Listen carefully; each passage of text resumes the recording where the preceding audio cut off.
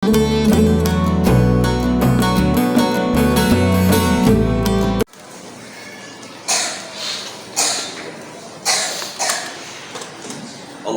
Akbar, Allahu Akbar, Allahu Akbar, Allahu Akbar, Allahu Akbar, Allahu Akbar, Allahu Akbar, Allahu Akbar, Allahu Akbar. La ilaha illallah, Allahu Akbar, Allahu Akbar, walillahil hamd. Allahu Akbar kabira, walhamdulillahi katsira, wa subhanallahi bukratan wa asila. La ilaha illallah wa la na'budu illa iyyah mukhlisina lahuddin walau karihal kafirun.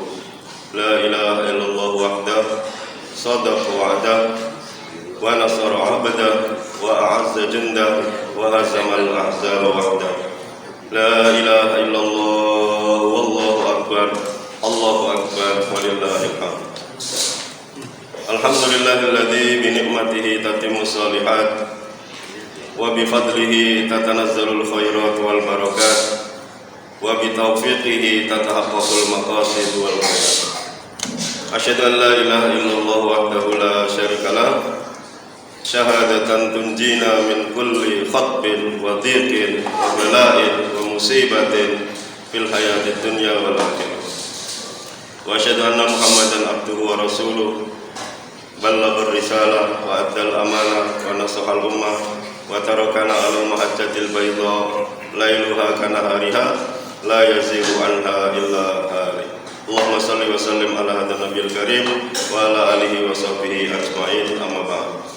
Fa usikum wa iyaya bi taqwallah faqad faza man ittaqa, kama qala subhanahu wa ta'ala fil Qur'an, ya ayyuhalladzina amanu ittaqullaha haqqa tuqatih wa la tamutunna illa wa antum muslimun. Wa qala azza min qail, a'udzu billahi minasyaitonir rajim, inna a'tainakal kautsar fasalli li rabbika wanhar inna syani'aka huwal abtar. Allahu akbar, Allahu akbar, Allahu akbar, Allahu akbar, walillahil hamd. Jamaah sidang salat Idul Adha yang terhormat dan Allah muliakan, betapa bersyukurnya kita hari ini. Ini adalah salah satu hari paling bahagia bagi seorang muslim. 2 bulan yang lalu, 70 hari yang lalu, kita sudah dibersihkan, disucikan oleh Allah dengan bulan suci Ramadan. Nah, sekarang ini kita mendapatkan lagi bulan suci, bulan pendidikan, bulan Muharram. Nikmat mana yang lebih kita syukuri selain momen-momen seperti ini? Nikmat mana lagi yang lebih kita syukuri daripada kita bisa beribadah kepada Allah Subhanahu wa taala? Dan hari ini adalah puncak dari segala puncak momentum Dzulhijjah.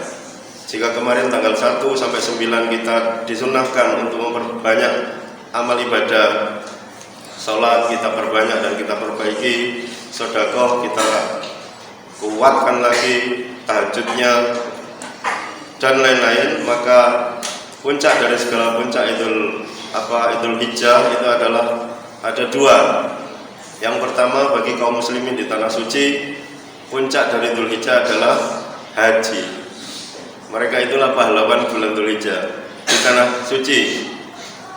Sementara di tanah air, kita inilah yang melaksanakan sholat Id dan nanti dilanjutkan dengan menyembelih kurban, adalah juaranya, pahlawannya Dzul Hijjah. Dan jamaah sidang sholat Id yang dimuliakan Allah, haji dan kurban ini dua-duanya identik dengan Nabiullah Ibrahim. Napak tilas dari kehidupannya Abul Anbiya itu, ayah dari semua nabi, Khalilullah, kekasih Allah itu. Jadi amat berbahagialah kita hari ini yang bisa napak tilas. Kita misalnya punya Jenderal Sudirman. Kalau mau napak tilas Jenderal Sudirman harus ke Jawa Tengah, ke Jogja, terus mengikuti rute gerilyanya. Tapi ada rasa bangga dengan napak tilas itu. Apalagi yang kita napak tilasi adalah ayah dari semua nabi-nabi. Jadi keturunannya Nabi Ibrahim itu semuanya jadi nabi. Hanya beberapa nabi yang di atasnya Nabi Ibrahim, bukan keturunannya Nabi Adam, Nabi Idris, Nuh, itu kan atasnya Nabi Ibrahim. Allahu Akbar, Allahu Akbar, Allahu Akbar, walillahil hamd. momentum Dzulhijjah seperti ini, pasti mau tidak mau kita akan membicarakan sosok Nabi Ibrahim. Karena tidak ada habis-habisnya Bapak dan Ibu sekalian yang dimuliakan. Ibarat mata air yang semakin kita timba, itu tidak akan habis-habisnya Nabi Ibrahim itu.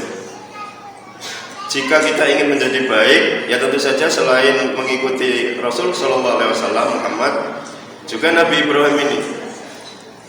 Dalam kesempatan yang berbahagia ini, jemaah yang dimuliakan, banyak aspek yang bisa kita ambil pelajaran dari ayah kita Ibrahim ini, yang bisa jika kita laksanakan bisa menjadi solusi bagi problematika hidup yang kita hadapi. Tapi dalam kesempatan ini kita akan membahas 3 dari banyak aspek yang diteladankan oleh Nabi kita Ibrahim alaihissalam. Jamaah yang dimuliakan Allah, aspek yang pertama itu adalah kita mulai dari membangun individu dulu. Nabi Ibrahim itu membangun individu yang sangat-sangat berkualitas. Jadi kalau disebut nama Ibrahim itu yang teringat adalah orang yang sangat lengkap, serba baik, begitu. Maka dalam Al-Quran surat An-Nahl ayat 120 sampai 122, jemaah yang dimuliakan Allah, Allah Subhanahu wa taala memuji habis-habisan Nabi Ibrahim ini sebagai sebuah pribadi yang sangat-sangat jadi panutan. Allah Subhanahu wa taala mengatakan, Inna Ibrahima kana ummatan qanitan lillahi hanifan wa lam yakun minal musyrikin syakiran li an'umih ijtabahu wa hadahu ila siratim mustaqim wa atainahu fid dunya hasanah wa fil akhirati laminas sholihin. Dan nanti ada di surat Hud ayat 75 Allah memuji lagi. Allah mengatakan, Inna Ibrahim kana ummatan. Sesungguhnya Nabi Ibrahim itu umat. Ulama kita para ahli tafsir, masa iya satu orang disebut umat? Begitu. Akhirnya mengatakan para ulama kita itu memang betul Nabi Ibrahim itu satu orang, tapi terkumpul pada diri beliau itu segala macam sifat-sifat baik. Itu yang pertama. Terus yang kedua, ada juga yang mengartikan ummatan ini ya imam artinya. Imam apa artinya? Panutan. Seperti kalau kita sholat, dari yang paling soft terdepan sama yang belakang, satu yang diikuti yaitu imam. Dan Nabi Ibrahim itu memang imam. Kita tidak akan rugi ketika mencontoh beliau itu.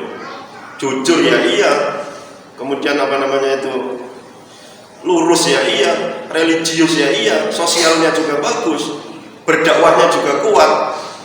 Apalagi coba, agamanya betul-betul sempurna Nabi Ibrahim. Jadi Al-Quran mengatakan Inna Ibrahim kana ummatan, itu betul. Ibrahim itu seperti umat, begitu. Maka dulu ketika kita kuliah, ada katanya itu orang yang saking baiknya disebut rojulun alfurojulin, seorang lelaki tetapi setara 1000 lelaki. Subhanallah. Dan ini jamaah di sini mudah-mudahan seperti itu. Pak, saya tidak bisa. Pak, saya tidak bisa satu orang seperti 1000. Ya minimal 10 lah atau 5 begitu. Subhanallah. Terkadang yang aneh adalah kita membawa diri kita yang cuma seorang ini pun pontang-panting kemana-mana. Nah ini Ibrahim memberikan inspirasi kepada kita, jamaah yang terhormat. Beliau itu mengumpulkan segala macam jenis sifat-sifat yang baik. Lanjutnya ayat Allah mengatakan qanitan. Nabi Ibrahim itu punya sifat kunut. Kunut itu apa? Kunut itu artinya taat yang terus menerus, tidak bosan-bosan. Kadang kan ada orang yang angin-anginan. Kadang taat, kemudian futur, lemah. Nabi Ibrahim bisa kita jadikan sebagai contoh. Oh, taat yang terus-menerus itu beliau. Nah, mudah-mudahan Bapak dan Ibu sekalian yang dimuliakan Allah ini memiliki sifat qanitan tadi itu. Yang berikutnya Allah mengatakan hanifan. Hanif itu artinya lurus, orang yang tidak suka belok kemana-mana. Maksudnya apa? Yamilu ila dinil Islam, senantiasa condong kepada agama Islam. Jadi Nabi Ibrahim itu kadang-kadang kita juga bisa lihat kok di zaman kita itu, Pak Yai itu orangnya baik betul ya, orangnya kok lurus sekali, nggak macam-macam begitu. Pak Yai itu kok gitu, Pak Ustadz gitu, itu jamaah masjid orangnya baik banget ya. Ada seperti itu jamaah yang dimuliakan Allah, dan Nabi Ibrahim model seperti itu. Tidak suka yang namanya iseng-iseng, itu tidak ada. Pokoknya iman ya iman sudah. Hanifan itu artinya lurus, senantiasa condong kepada ajaran Islam, dan juga tidak terjerumus ke dalam kemusyrikan. Ini dipertegas di ujung ayat itu, walam yaku minal musyrikin. Lanjutnya ayat, beliau itu syakiran li an'umi, bersyukur kepada Allah Subhanahu wa taala. Syukurnya para nabi itu biasanya dalam bentuk ibadah. Seperti Nabi Sulaiman dan Nabi Dawud itu Allah mengatakan gimana? I'malu ala Dawud syukra. Wahai keluarga Dawud. Dawud itu ayahnya Nabi Sulaiman. Beramallah wahai keluarga Dawud syukra, sebagai bentuk syukur terima kasih kepada Allah. Jadi Nabi Dawud, Nabi Sulaiman, Nabi Ibrahim bersyukurnya itu caranya bagaimana? Ya selain lisannya mengucapkan terima kasih ya Allah, memuji Allah, juga ibadah. Ciri orang yang bersyukur biasanya seperti itu. Makanya ahli masjid Muhajirin ini biasanya orang yang bersyukur, ibadahnya semakin bagus, ciri orang yang bersyukur. Jamaah yang dimuliakan Allah, Nabi Ibrahim juga halimun awwahun mulim, orangnya penyayang, orangnya awwah. Awwah itu orang yang suka mengadu, namun bukan mengadu kepada sesama manusia, mengadunya kepada Allah dalam segala macam urusan. Pak, kita manusia biasa, Pak, kadang-kadang juga mengadu. Nah iya, makanya kalau kita ingin meniru miniaturnya Nabi Ibrahim, apa salahnya? Mengadulah kepada Allah. Nanti Allah akan memilih kita menjadi hambanya yang sangat sejati, yang sangat baik. Dan yang terakhir, Ibrahim itu jika diperintah oleh Allah Subhanahu wa taala langsung melaksanakan. Seperti di dalam surat As-Saffat yang sering disampaikan oleh para ulama, falamma balagha ma'ahu sa'ya qala ya bunayya inni ara fil manami anni adbahuka fandur madza tara. Ketika anaknya yaitu Ismail yang ditunggu-tunggu kelahirannya sampai usia tua, Nabi Ibrahim sampai usia tua baru punya anak. Tiba-tiba apa? Ketika Nabi Ismail itu umurnya sudah sampai bisa berjalan, balagha ma'ahu sa'ya, sampai usia bisa sa'ya. Sa'ya itu artinya berjalan. Tapi ulama kemudian mengatakan, berjalan apa maksudnya? Nabi Ismail itu sekitar umur 13-an, Bapak dan Ibu sekalian yang dimuliakan Allah. Lulus SD, mau SMP, sudah bisa diajak jalan mengikuti tugas-tugas Nabi Ibrahim sebagai seorang pendakwah. Juga sudah bisa membantu Nabi Ibrahim dalam pekerjaan di rumah, pekerjaan di mana-mana. Baru usia 13 tahun. Kalimat Al-Quran ini ringkas tetapi banyak pelajaran. Coba kita bayangkan, umur 13 tahun di zaman kita itu biasanya masih suka main apa? Gadget, main game. Kadang-kadang dinasihati susahnya minta ampun. Cuma disuruh sedikit aja, nak, misalnya apa ya, rapikan tempat tidurmu. Kadang-kadang sampai perlu 3-4 kali. Ini Nabi Ismail baru usia 13 tahun, Bapak dan Ibu sekalian, sudah sebagus itu kualitasnya karena memiliki seorang ayah dan ibu nanti itu, Ibrahim dan Hajar. Jadi ini model keluarga macam apa seperti itu? Ideal sekali. Qala ya bunayya inni ra'aitu fil manam, saya melihat dalam tidur, anni adbahuka, aku menyembelihmu. Fandur madza tara, coba berikan apa pendapatmu anakku. Seperti itu. Apa yang dijawab oleh anak kecil 13 tahun ini?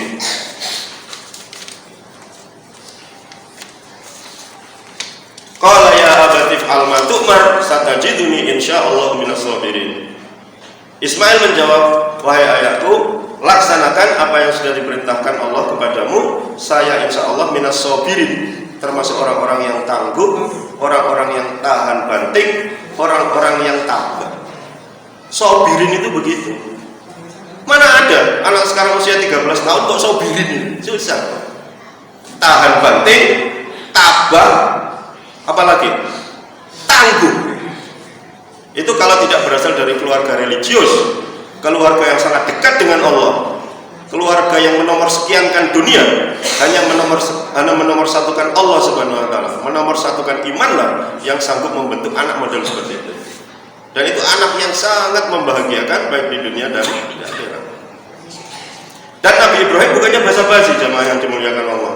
Falamma aslama, ketika keduanya sudah pasrah, wa tallahu lil jabin, dan sudah meletakkan Ismail itu di posisi pelipisnya. Itu nanti hewan kurban setelah sholat ini kita mau sembelih. Posisi itulah posisi yang ketika terkena hantaman pisau langsung putus. Jadi Nabi Ibrahim bukannya basa-basi, iya ya Allah saya laksanakan, tapi tidak ada buktinya, tidak ada. Bukan seperti itu.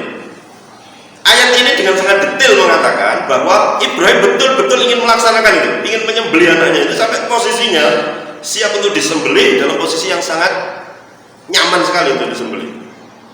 Tetapi bahwa fadainahu bidzibhin azim, dengan izin Allah, Nabi Ismail bukan yang disembelih oleh Ibrahim, tetapi dzibhin azim, sembelihan yang besar. Para ulama juga memahami orang itu jika sudah taat kepada Allah, maka biasanya dikasih hadiah domba besar.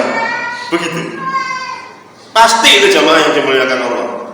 Pak, apa iya toh Pak? Sholat itu kita nanti dapat hadiah Pak. Hadiahnya besar, domba besar, domba gendut.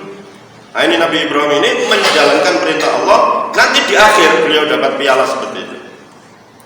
Allahu Akbar, Allahu Akbar, Allahu Akbar, walillahil hamd. Bapak dan Ibu sekalian jamaah sholat Idul Fitri, Idul Adha yang dimuliakan Allah Subhanahu wa taala. Itu aspek yang pertama. Individu dulu kita perhatikan. Ya mudah-mudahan satu RT 75 orang individunya bagus. Nanti RT-nya jadi RT yang bagus.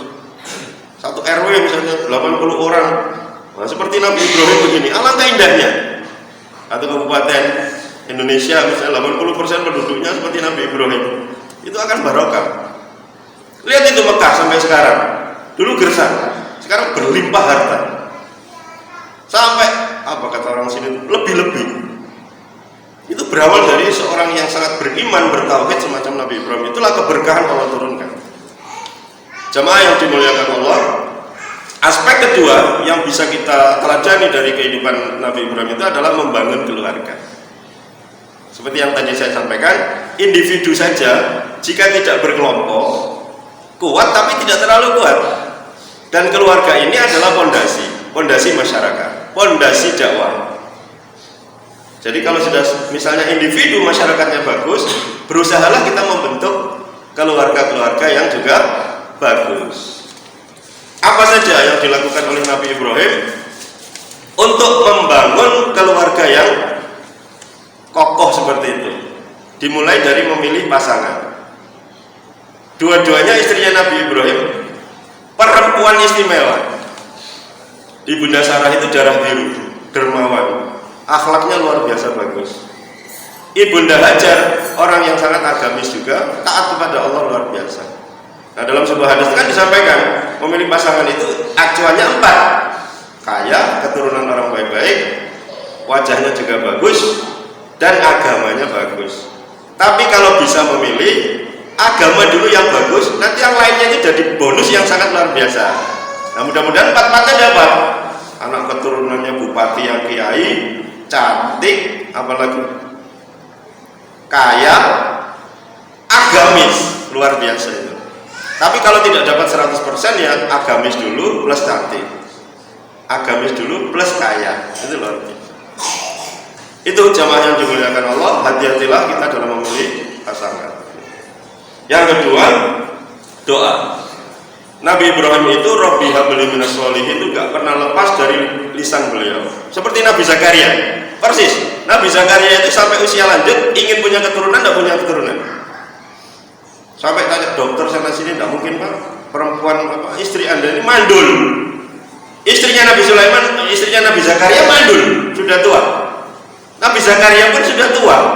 Secara medis tidak mungkin. Tapi Nabi Zakaria itu ahlul mihrab, ahli masjid, ahli sholat, ahli ibadah. beliau punya doa. Rabbi habli min ladunka dzurriyyatan thayyibah. Ya Allah, berikanlah kepadaku dari sisimu, berikanlah kepadaku dari sisimu dzurriyyatan thayyibah, keturunan yang baik.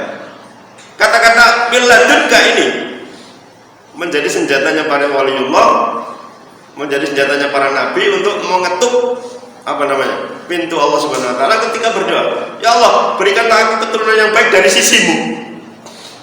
Akhirnya dengan sangat ajaib lahirlah Nabi Yahya, itu seorang nabi yang juga luar biasa. Nabi Ibrahim juga mengatakan doa yang sama, Rabbi habli minas sholihin, Rabbi habli minas sholihin. Bapak Ibu dan saudara-saudara sekalian yang dimuliakan Allah, terkadang kita seringnya meminta keturunan itu yang pintar, yang calon kaya raya, kan begitu toh? Ya enggak apa-apa. Tapi yang nomor satu adalah soleh dulu.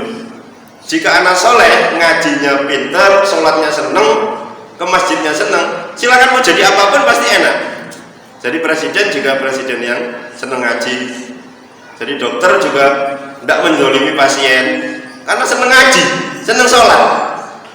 Makanya masjid ini adalah pabriknya orang-orang baik. Tidak peduli nanti mau jadi pedagang, pedagangnya jujur, mau hobinya sholat. Ini Nabi Ibrahim, Rabbi habli minas sholihin.